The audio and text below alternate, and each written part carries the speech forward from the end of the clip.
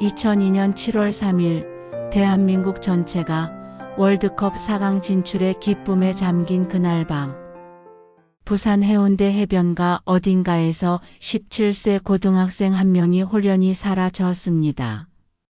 수많은 붉은 악마들 사이에서 친구들과 함께 태극기를 흔들며 대한민국을 외치던 그 소녀는 왜 갑자기 모습을 감춘 것일까요? 23년이 지난 지금까지도 그 누구도 그날 밤의 진실을 알지 못합니다. 사고인가? 납치인가? 아니면 우리가 상상조차 못한 다른 무언가가 있었던 것일까요? 안녕하세요, 여러분. 오늘은 2002년 부산에서 일어난 충격적인 실종 사건을 다뤄보겠습니다. 이 사건은 현재까지도 미해결 상태로 남아있어 더욱 안타까운데요. 함께 그날의 진실을 찾아가 보시죠. 2002년 7월 3일 부산광역시 한국 축구 국가대표팀이 월드컵 4강에 진출한 역사적인 날이었습니다. 전국이 축제 분위기였고 특히 부산은 그 열기가 남달랐죠. 해운대 해변에는 수만 명의 시민들이 모여 거대한 응원전을 펼쳤습니다. 붉은 티셔츠를 입은 사람들로 가득 찬 거리, 태극기와 응원도구들, 그리고 끝없이 이어지는 대한민국 함성. 그야말로 온 나라가 하나 되었던 순간이었습니다. 이런 가운데 해운대구에 살던 고등학교 2학년 김민수 군도 친구들과 함께 응원에 나섰습니다. 평소 축구를 좋아하던 민수는 일주일 전부터 이날을 손꼽아 기다렸다고 합니다. 같은 반 친구 4명과 함께 붉은 악마 복장을 갖춰 입고 응원도구까지 준비해서 해운대로 향했죠. 오후 6시경 민수와 친구들은 해운대 해변 근처 대형 전광판이 설치된 광장에 도착했습니다. 이미 수천 명의 사람들이 자리를 잡고 있었고 곧 시작될 경기를 기다리며 흥겨운 분위기를 만들어가고 있었죠. 경기가 시작되고 광장은 그야말로 열기로 가득했습니다. 민수의 친구 박철호 군의 증언에 따르면 민수는 경기 시작 전까지만 해도 평소와 다를 바 없이 밝은 모습이었다고 합니다. 민수는 정말 좋아했어요. 계속 우리가 4강까지 왔다니 믿어지지 않는다고 하면서 흥분해 있었거든요. 태극기도 가장 열심히 흔들고 응원 구호도 가장 크게 외치고. 경기가 한창이던 오후 8시 30분경 민수는 화장실에 가겠다며 자리를 떴습니다. 그것이 친구들이 민수를 본 마지막이었습니다. 처음에는 화장실이 혼잡해서 오래 걸리는 것으로만 생각했습니다. 월드컵 경기 때문에 어디든 사람이 많았거든요. 하지만 30분이 지나도 1시간이 지나도 민수는 돌아오지 않았습니다. 경기가 끝날 무렵인 밤 10시가 넘어서야 친구들은 뭔가 이상하다는 것을 깨달았습니다. 휴대폰으로 연락을 시도했지만 계속 꺼져 있었고 주변을 아무리 찾아봐도 민수의 모습은 보이지 않았습니다. 민수의 어머니 이영희 씨는 그날을 이렇게 회상합니다. 아침에 일어나서 민수가 엄마 오늘 친구들이랑 응원하러 해운대 간다고 했어요. 평소와 다를 바 없이 밝은 목소리였죠. 제가 늦지 말고 들어와라. 사람 많을 텐데 조심해라 했더니 알겠다고 하면서 나갔어요. 당시 민수네 가족은 아버지, 어머니, 그리고 중학생이던 여동생 이렇게 4명이 함께 살고 있었습니다. 평범한 중산층 가정이었죠.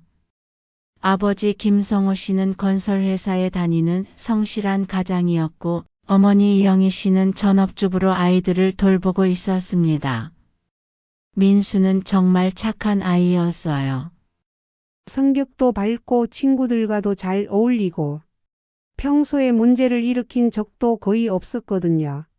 성적도 중간 정도는 됐고 장래희망도 뚜렷했어요. 스포츠 관련 일을 하고 싶다고 했었거든요. 특히 주목할 만한 점은 민수가 2002년 월드컵에 매우 큰 관심을 보였다는 것입니다. 월드컵이 시작되고 나서 민수가 정말 달라졌어요. 매 경기마다 친구들과 모여서 보고 집에서도 계속 축구 이야기만 했어요. 엄마, 우리나라가 이렇게 축구를 잘한다니 정말 자랑스럽다고. 그런 모습을 보니까 저도 괜히 흐뭇하더라고요. 당시 한국 사회는 월드컵 열풍으로 들떠 있었습니다. 특히 젊은이들에게는 더욱 특별한 의미였죠. 민수도 그런 시대적 열기에 푹 빠져 있었던 것 같습니다. 밤 11시가 넘어서 집에 돌아온 친구들은 민수 부모에게 연락했습니다. 처음에는 혹시 먼저 집에 갔나 싶어서 전화드린 거였어요. 그런데 집에도 안 왔다고 하니까 정말 당황스러웠죠. 친구 철호의 증언에 따르면 민수는 그날 특별히 이상한 행동을 보이지 않았다고 합니다. 평소와 똑같았어요. 오히려 더 신나 보였달까? 월드컵 때문에 기분이 좋아 보였거든요. 그리고 화장실 간다고 할 때도 자연스러웠어요. 잠깐 다녀올게라고 하면서 갔는데 부모는 즉시 경찰서에 신고했습니다. 하지만 첫 번째 문제가 여기서 발생했습니다. 당시는 2002년 휴대폰이 지금처럼 보편화되지 않았던 시절입니다. GPS 추적이나 통화 기록 분석 같은 현재의 수사 기법들이 제한적이었죠. 게다가 월드컵이라는 특수한 상황 때문에 경찰도 초기 대응에 어려움을 겪었습니다. 그날 밤에 실종 신고를 접수받은 경찰관도 월드컵 때문에 어디 다른 친구들과 놀다가 늦는 거 아니냐고 하더라고요. 17세 고등학생이 하룻밤 안 들어온다고 해서 큰 사건으로 보지 않았던 것 같아요. 하지만 이틀이 지나고 사흘이 지나도 민수는 나타나지 않았습니다. 그제야 경찰은 본격적인 수사에 착수했습니다. 본격적인 수사가 시작되면서 몇 가지 단서들이 나왔습니다. 첫 번째 단서, 해변가 신발. 실종 3일 후 해운대 해변가에서 민수의 것으로 추정되는 운동화 한 짝이 발견되었습니다. 친구들과 부모의 확인 결과 민수가 그날 신고 나간 신발이 맞았죠. 신발이 발견된 위치가 좀 이상했어요. 응원이 열린 광장에서 해변 쪽으로 약 500m 정도 떨어진 곳이었거든요. 왜 민수가 거기까지 갔는지. 두 번째 단서, 목격자 증언. 며칠 후 한 시민이 경찰서에 제보를 했습니다. 7월 3일 밤 9시경 해변가 근처에서 젊은 남성이 다른 사람들과 함께 승용차에 타는 것을 봤다는 것이었습니다.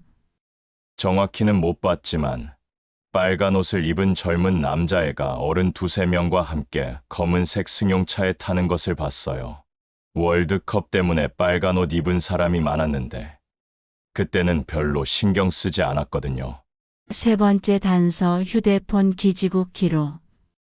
민수의 휴대폰은 마지막으로 오후 8시 45분경 해운대 지역 기지국에서 신호를 보낸 후 꺼졌습니다. 이는 민수가 화장실에 간다고 한 시점과 거의 일치했습니다. 하지만 여기서 이상한 점이 발견됐습니다. 휴대폰 신호가 마지막으로 잡힌 위치가 응원 장소에서 상당히 떨어진 곳이었던 것입니다. 기지국 기록을 보면 민수의 휴대폰이 해변 쪽으로 이동한 것으로 나왔어요. 화장실에 간다고 했는데 왜 해변 방향으로 갔을까요? 수사가 진행되면서 두 가지 가능성이 대두됐습니다. 사고설의 근거들. 첫째, 당시 해운대 해변은 월드컵 응원으로 인해 극도로 혼잡했습니다. 수만 명의 사람들이 몰렸고 질서 유지도 쉽지 않았죠. 그날 밤 정말 사람이 많았어요. 걷기도 힘들 정도였거든요. 혹시 민수가 사람들에 휩쓸려서 바다 쪽으로 가다가. 둘째, 민수가 평소 수영을 잘 못했다는 점입니다. 어머니 이영희 씨의 증언에 따르면 민수는 물을 무서워했고 깊은 바다에는 들어가지 않았다고 합니다. 민수는 바다를 좋아하기는 했지만 깊은 데는 무서워했어요. 가족 여행으로 바다에 가도 항상 얕은 데서만 놀았거든요. 셋째, 발견된 신발의 위치입니다. 해변가에서 발견된 신발은 민수가 바다로 들어갔을 가능성을 시사했습니다. 납치설의 근거들. 하지만 사고설로는 설명되지 않는 부분들이 있었습니다. 첫째, 목격자의 증언입니다. 민수로 추정되는 인물이 모르는 사람들과 차에 타는 것을 봤다는 증언은 납치 가능성을 제기했습니다. 둘째, 휴대폰이 갑자기 꺼진 점입니다. 사고라면 휴대폰이 물에 빠져서 꺼질 수 있지만 기지국 기록상 민수가 이동한 경로는 바다로 향한 것이 아니었습니다. 기지국 분석 결과를 보면 민수가 해변 근처까지는 갔지만 바다 쪽이 아니라 다른 방향으로 이동한 것 같았어요. 마치 누군가와 함께 차를 타고 이동한 것처럼. 셋째, 당시 부산 지역에는 젊은 남성들을 대상으로 한 범죄가 몇 차례 있었습니다. 특히 월드컵 기간 중 혼잡한 틈을 타 범죄를 저지르는 경우들이 보고되고 있었죠. 민수의 부모는 하루하루가 지옥 같았다고 합니다. 처음 며칠간은 정말 미칠 것 같았어요. 혹시 어디선가 전화가 올까봐 집을 떠날 수가 없었고 밤마다 해운대로 가서 민수를 찾아다녔어요. 아버지 김성호 씨는 직장도 제대로 다니지 못했습니다. 매일 경찰서를 드나들며 수사 진행 상황을 확인했고 혼자서도 수소문을 다녔습니다. 회사에서도 이해해 주셨지만 마음이 어떻게 이래 집중이 되겠어요. 하루 종일 민수 생각만 났죠. 지금 어디서 뭘 하고 있을까? 혹시 다치지는 않았을까? 특히 2002년 당시는 지금과 달리 실종자 수색이나 정보 공유 시스템이 체계적이지 않았습니다. SNS도 없었고 실종자 정보를 널리 알리기도 어려웠죠. 그때는 지금처럼 인터넷이 발달하지 않았잖아요. 전단지를 만들어서 직접 돌리고 지역신문에 실종자 광고를 내고 그런 방법밖에 없었어요. 어머니 이영희 씨는 매일 해운대에 나가서 지나가는 사람들에게 민수 사진을 보여주며 수소문했습니다. 혹시라도 누군가 민수를 봤을까 봐. 매일 같은 시간에 같은 장소에서 사람들에게 물어봤어요. 대부분 사람들이 안타까워하면서도 모른다고 하더라고요. 시간이 지나면서 수사는 점점 어려워졌습니다. 2002년 당시 과학수사 기법은 지금에 비해 상당히 제한적이었습니다. CCTV도 많지 않았고 디지털 포렌식 기술도 초보 단계였죠. 그때는 지금처럼 곳곳에 CCTV가 있던 시절이 아니었어요. 해운대 주변에 몇 대 있기는 했지만 화질도 좋지 않고 각도도 제한적이었거든요. 더욱이 월드컵이라는 특수한 상황이 수사를 더욱 어렵게 만들었습니다. 그날 밤 해운대에는 수만 명의 사람들이 몰렸고 대부분이 비슷한 빨간 옷을 입고 있었습니다. 목격자를 찾는 것도 쉽지 않았어요. 그날 해운대에 있던 사람들 중에서 민수를 기억하는 사람을 찾기가 모두 축제 분위기에 취해 있었고 개별적인 사람을 기억하기 어려운 상황이었거든요. 한 달이 지나고 두 달이 지나도 새로운 단서는 나오지 않았습니다. 경찰도 점차 다른 사건들에 집중하기 시작했고 민수 사건은 미제 사건으로 분류되기 시작했습니다. 그렇게 2002년이 지나갔습니다. 2012년 7월 민수가 실종된 지 정확히 10년이 되는 날이었습니다. 그날 오후 민수 어머니 이영희 씨에게 한 통의 전화가 걸려왔습니다. 여보세요. 혹시 김민수라는 아들이 실종되신 분이세요? 낯선 남자의 목소리였습니다. 이영희 씨는 심장이 뛰기 시작했습니다. 10년 동안 수없이 받았던 허위 신고나 장난 전화일 수도 있었지만 뭔가 다른 느낌이었습니다. 제가 2002년에 부산에서 건설 일을 하던 사람인데요. 그때 좀 이상한 일이 있었거든요. 전화를 건 사람은 김철수 씨 가명, 당시 35세라고 자신을 밝혔습니다. 2002년 당시 부산에서 건설 현장 일을 하던 노동자였다고 했습니다. 그동안 계속 마음에 걸렸는데 오늘 뉴스에서 실종 10주년 기사를 보고 용기를 내서 전화드렸어요. 김철수 씨의 증언은 충격적이었고 다음과 같았습니다. 2002년 7월 4일 새벽, 그러니까 월드컵 응원 다음 날 새벽이었는데요. 제가 일하던 현장이 해운대에서 좀 떨어진 곳이었거든요. 새벽에 일찍 나갔는데 현장 근처 야산에서 이상한 걸 봤어요. 그는 현장으로 향하던 중 평소와 다른 광경을 목격했다고 했습니다. 보통 그 시간대에는 아무도 없는 곳인데 승용차 한 대가 서 있더라고요. 그리고 어른 둘이서 뭔가를 묻는 것 같았어요. 처음에는 쓰레기를 버리는 줄 알았는데 김철수 씨는 그때는 별로 신경 쓰지 않았다고 했습니다. 하지만 며칠 후 민수 실종 소식을 듣고도 확신이 서지 않아 신고하지 않았다고 합니다. 솔직히 확실하지 않았거든요. 그냥 일반인들이 쓰레기를 묻는 걸 수도 있고 괜히 신고했다가 무고한 사람들이 피해를 볼까봐 걱정됐어요. 하지만 시간이 지나면서 점점 마음에 걸렸다고 합니다. 특히 그 사람들이 묻은 자리에 나중에 가보니까 흙이 다른 곳과 좀 달랐어요. 새로 파서 묻은 것 같은 느낌이었거든요. 김철수 씨의 제보를 받은 경찰은 즉시 재수사에 착수했습니다. 10년이 지났지만 그가 증언한 장소를 정확히 파악할 수 있었습니다. 해운대에서 북쪽으로 약 15km 떨어진 야산 지역이었습니다. 발굴 작업이 시작됐습니다. 민수의 부모는 기대와 불안이 교차하는 심정으로 현장을 지켜봤습니다. 10년 만에 새로운 단서가 나왔다는 소식을 듣고 정말 복잡한 심정이었어요. 혹시 민수를 찾을 수 있을까 하는 기대와 동시에 만약 정말 그곳에 있다면 발굴 이틀째 드디어 무언가가 발견됐습니다. 하지만 그것은 민수가 아니었습니다. 발견된 것은 2002년식 휴대폰과 남성용 지갑, 그리고 당시 월드컵 응원도구들이었습니다.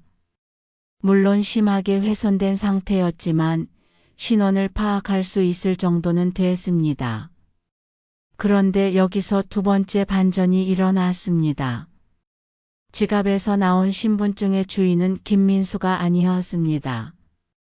박성훈이라는 이름의 당시 19세 청년이었습니다. 더욱 충격적인 것은 박성훈 역시 2002년 7월 3일 같은 날 같은 해운대에서 실종된 사람이라는 사실이었습니다. 박성훈 가명 당시 19세의 실종 사건은 민수사 건만큼 주목받지 못했습니다. 성훈은 대학교 1학년생으로 친구들과 함께 월드컵 응원을 하러 왔다가 실종됐습니다. 하지만 성훈의 경우는 민수와 달리 가족 상황이 복잡했습니다. 성훈이는 편모 가정이었어요. 어머니 혼자서 두 아들을 키우고 계셨는데 경제적으로도 어려운 상황이었죠. 성훈의 어머니는 아들이 실종됐을 때도 경찰 수사나 언론의 관심을 크게 받지 못했습니다. 사회적 관심도 상대적으로 적었죠. 하지만 지금 와서 보면 민수와 성훈의 실종은 여러 공통점이 있었습니다. 첫째, 같은 날 같은 장소에서 실종되었습니다.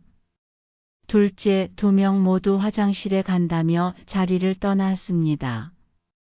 셋째, 휴대폰이 비슷한 시간대에 꺼졌습니다. 넷째, 목격자들이 증언한 검은 승용차에 타는 젊은 남성들의 모습이 일치했습니다. 이제 와서 생각해보니 이게 우연의 일치일까요? 같은 날 같은 장소에서 비슷한 연령대의 남성 둘이 실종되고 지금 한 곳에서 발견되고 박성훈의 유품이 발견되면서 경찰은 새로운 가능성을 검토하기 시작했습니다. 연쇄 범죄의 가능성이었습니다.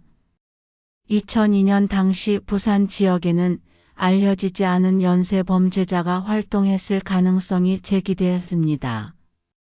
월드컵이라는 대형 행사의 혼잡함을 이용해 젊은 남성들을 납치하는 범죄자 말입니다.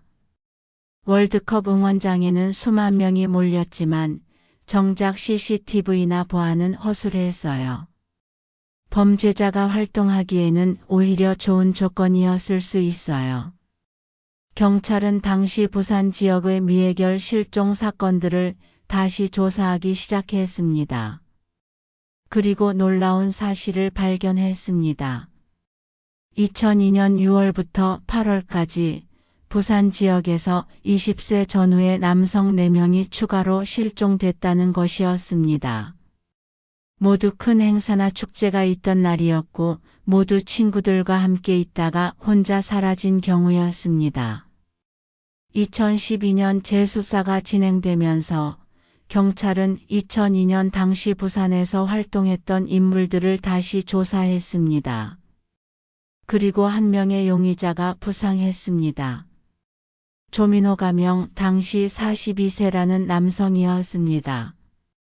2002년 당시 부산에서 용역업체를 운영했던 그는 각종 행사장에서 청소나 정리 업무를 담당했습니다. 월드컵 응원 행사에도 참여했었죠. 조민호는 2002년 이후 부산을 떠나 다른 지역으로 이주했어요. 그리고 2010년경 간암으로 사망했다는 것이 확인되었습니다. 조민호의 과거를 조사한 결과 여러 의혹스러운 점들이 발견됐습니다. 첫째, 그는 1990년대에 성범죄 전과가 있었습니다. 미성년자를 대상으로 한 범죄였죠. 둘째, 2002년 당시 그가 소유했던 차량이 목격자들이 증언한 검은색 승용차와 일치했습니다. 셋째, 그의 용역업체 사무실이 유품이 발견된 야산과 가까운 곳에 있었습니다. 하지만 가장 충격적인 것은 조민호의 동기였습니다. 조민호의 지인들과 가족들에 대한 조사 과정에서 그의 심리 상태에 대한 단서들이 나왔습니다. 조민호는 평소에 젊은이들, 특히 대학생들에 대한 강한 적개심을 가지고 있었어요. 그의 전 직장 동료의 증언에 따르면 조민호는 자신의 어려운 환경을 탓하며 부유한 집안의 젊은이들을 질투했다고 합니다. 본인은 어려서부터 가난하게 살았는데 요즘 젊은 애들은 부모 돈으로 대학 다니고 편하게 산다고 항상 불평했어요. 특히 월드컵 때는 저런 애들이 뭘 안다고 나라를 걱정하냐는 식으로 말하기도 했고요. 또 다른 증언자는 조민호의 더욱 어두운 면을 폭로했습니다. 조민호가 가끔 이상한 말을 했어요. 젊은 놈들이 너무 까불어서 혼내주고 싶다거나 한번 제대로 겁을 줘봐야 정신을 차린다거나. 2002년 월드컵은 온 국민이 하나가 되어 기뻐했던 시기였지만 조민호에게는 오히려 분노의 계기가 됐을 수 있습니다.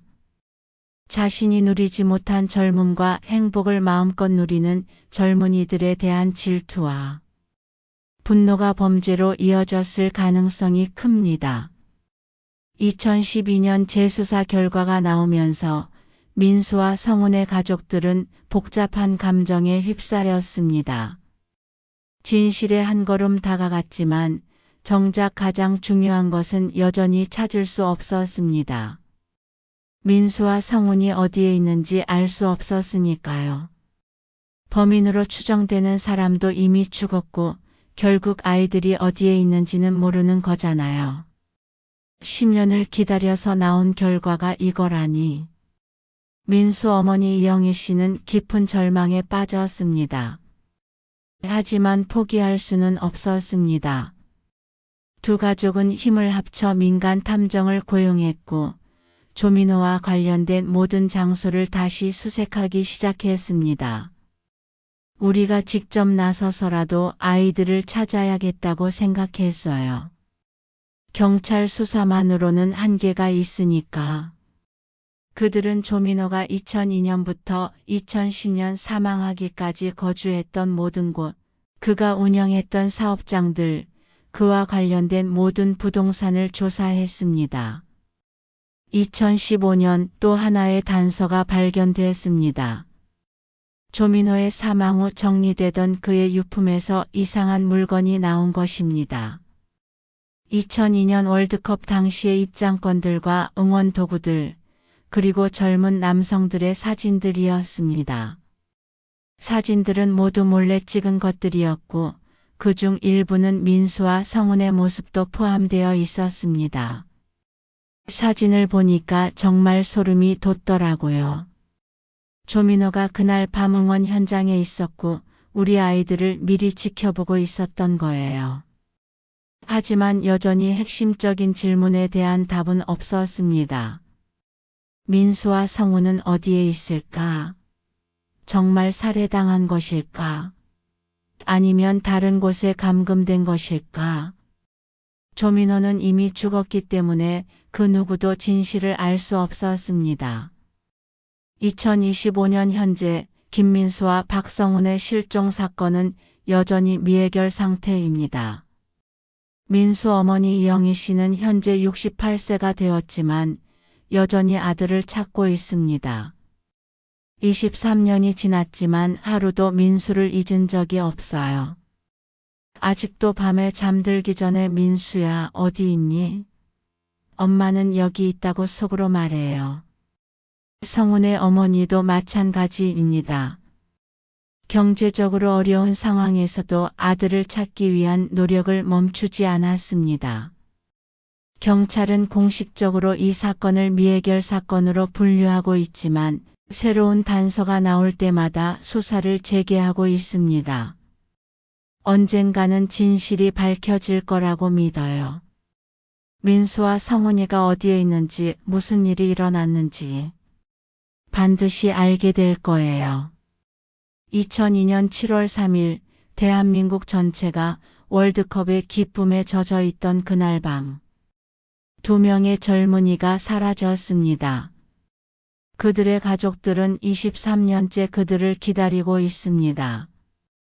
이 사건은 우리에게 많은 것을 생각하게 합니다. 첫째, 큰 행사나 축제 때의 안전 문제입니다. 많은 사람이 모이는 곳에서는 개인의 안전이 더욱 중요하다는 것을 보여줍니다. 둘째, 사회적 관심의 중요성입니다.